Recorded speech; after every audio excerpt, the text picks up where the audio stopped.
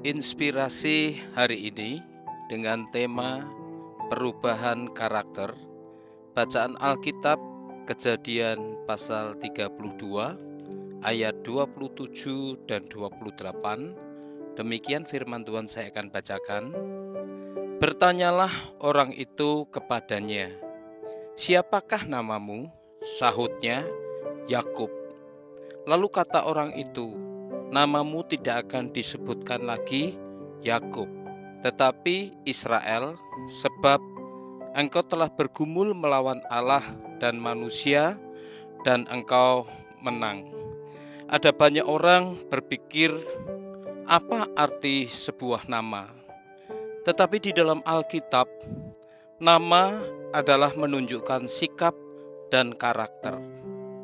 Bapak Ibu Saudara sekalian, demikian juga nama Yakub. Yakub punya arti ia memegang. Dari ungkapan itu diartikan sebagai penipu. Sehingga seringkali yang kita ketahui bahwa Yakub punya arti sebagai penipu. Bapak Ibu Saudara sekalian, sebagaimana nama Yakub yang punya arti ia memegang atau penipu, demikianlah yang seringkali dilakukan oleh Yakub. Dia menggunakan setiap kesempatan untuk memperdaya atau menipu orang lain.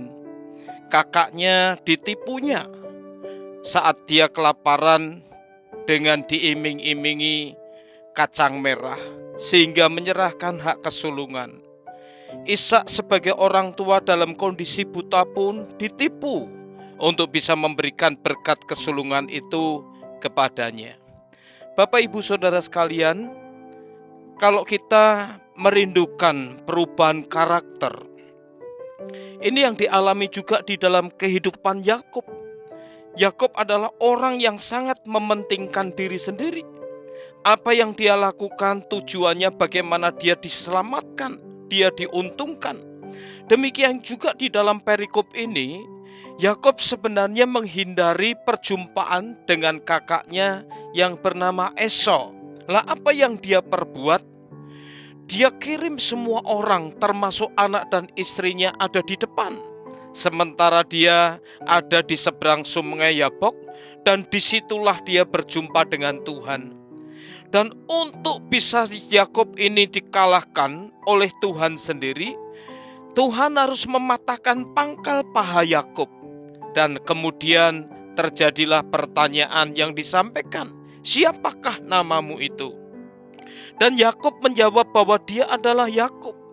Untuk kita bisa merubah karakter kita, terjadi perubahan karakter dalam hidup kita, ada dua hal yang sangat mendasar yang kita harus lakukan, yaitu yang pertama, menyadari siapakah diri kita, tahu keberadaan kita. Bagaimana kita berubah kalau kita tidak menyadari siapa pribadi kita, siapa diri kita. Dan hal yang kedua, tidak cuma berubah, tetapi ada tindakan nyata yang harus dilakukan. Di dalam Kejadian pasal 33 ayat yang ketiga dikatakan, dan Yakub sendiri berjalan di depan mereka, dan Yakub sujud sampai ke tanah 7 kali, hingga Yakub sampai ke dekat kakaknya itu. Nah, Bapak Ibu Saudara sekalian, Yakub tidak cuma sadar siapa dirinya dan mengakui, tetapi dia mengambil keputusan untuk mau berubah.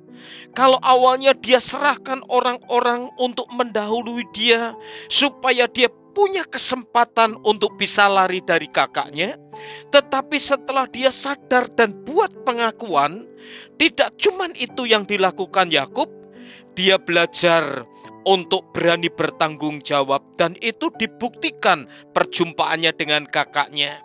Mari pagi hari ini Bapak Ibu Saudara sekalian, kalau kita ingin karakter kita mengalami perubahan, tidak ada jalan lain, kita harus mengambil keputusan untuk menyadari siapa diri kita dan kita sendiri mau berubah.